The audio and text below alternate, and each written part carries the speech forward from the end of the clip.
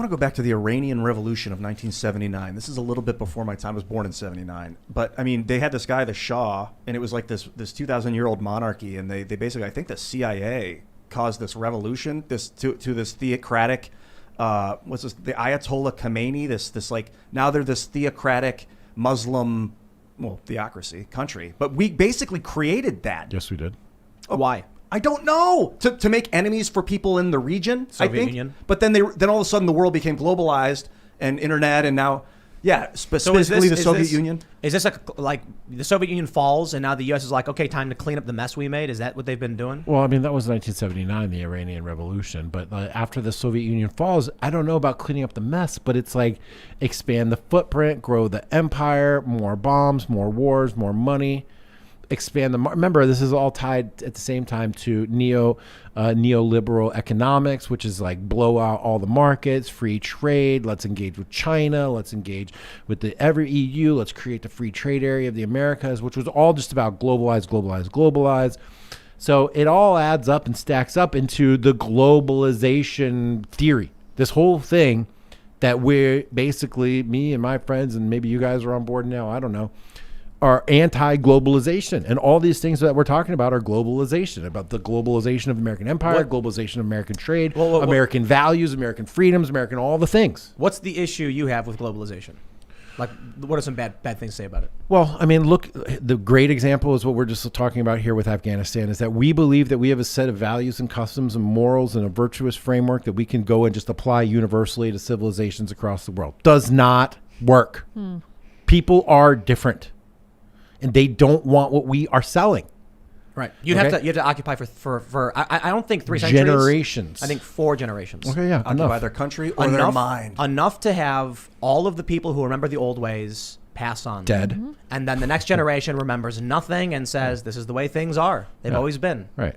So that's one element. The second element of globalization that's no good for everybody is the race to the bottom on wages and environmental standards, which was I'm throwing environmental standards in as sort of a joke, but that was the argument against the 1999 WTO ascension of China into the World Trade Organization, of which Black Bloc, the precursor to American Antifa, was protesting. Well, Black Bloc was just a tactic. Right, okay. Antifa uses the Black Bloc tactic. So it was leftist activists using the Black Bloc tactic, same as Antifa, in opposition to the World Trade, right? And their arguments were actually pretty salient.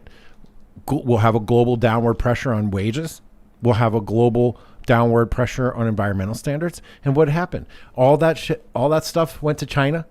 And their environmental standards are much lower. Wages went exported all around the place. And what happened? Our entire middle class and industrial, support within the United States has been completely hollowed out and offshored.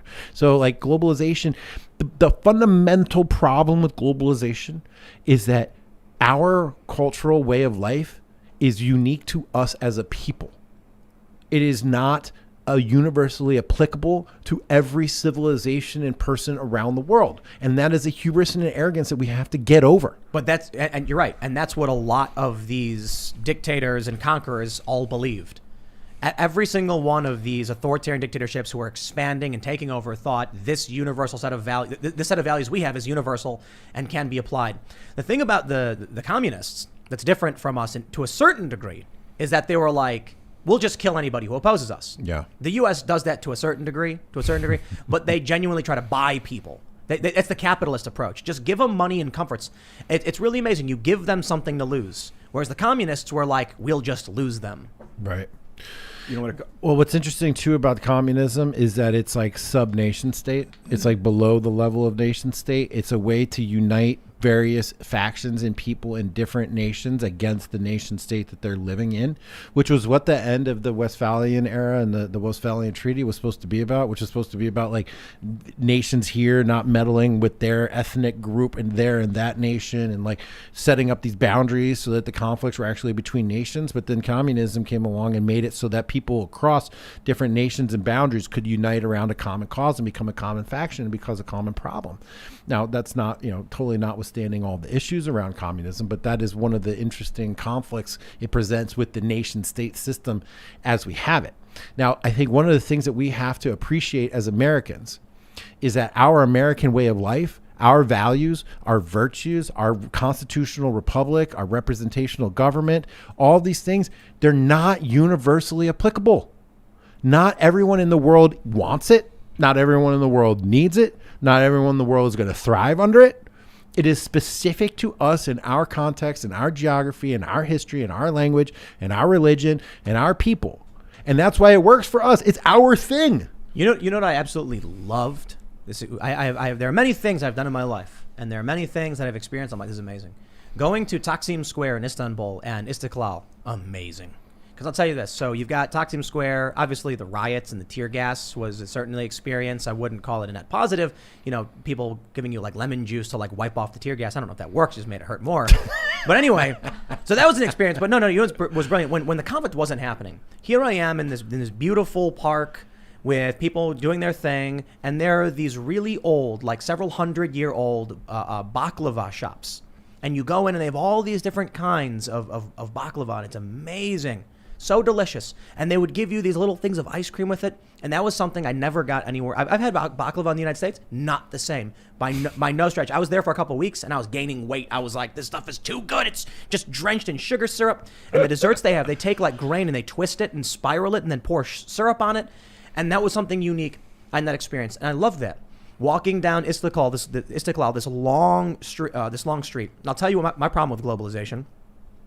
I had that experience. And the Islak burgers. You know what that means? Wet hamburger. They take the burger, they like dip it in they get it all moist. We got to make these things. Yeah. It's like lamb. And then it's like they put this sauce on it, and then they steam it, and then they wrap it so it gets soggy. Wow. And it's like a buck, and you're all drunk in the middle of the night, and you walk in, and they just take it out of the heater and give it to you, and everyone's just eating them. Amazing.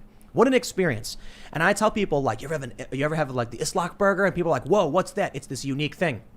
I went to the Bahamas. Get off the cruise ship.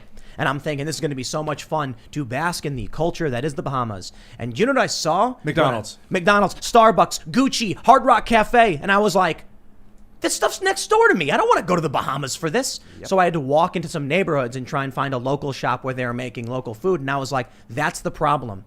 It's going to be like everybody put on your gray jumpsuit, shave your head. Everything's the same. No matter where you go, anywhere in the world, it's McDonald's and Starbucks. Welcome to globalization. It strips out the adventure and the uniqueness and the decentralization of the human experience. Agreed. And in fact, we call that global homogenization.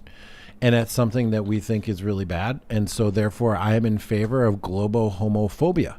That's what I'm in favor of. Homogenophobia. Homogenophobia. Yes, exactly. My problem with globalization is we had a guest on that actually made this point, I think, or you did about someone else that said it, is that it's inevitable. It's going to happen regardless. It is. How is it going to happen? Factually not inevitable. At the rate we're going, the expansion and interlocutivity of human interaction. Yeah. No. Ask Victor. Interlocutionarity. Ask Victor Orban if he believes that global homogenization is inevitable. The point is that I think that it might be inevitable, but how it's going to happen is variable. So there's been a pushback against political globalization. People don't want that. People don't want that in the U.S., the internet. People are terrified of a one world government. So they're going the economic route. They're trying to. It's more cultural. It's cultural, like with the movies and the music and the film and the genes and the whiteness and all the things.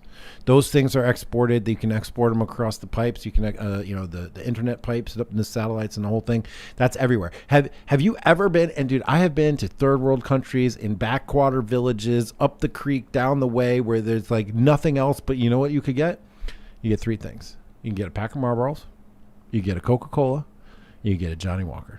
You get those anywhere. Johnny Walker? Oh yeah, Johnny Really? Walker. Johnny Walker. It's all poison. I tell you this, man. When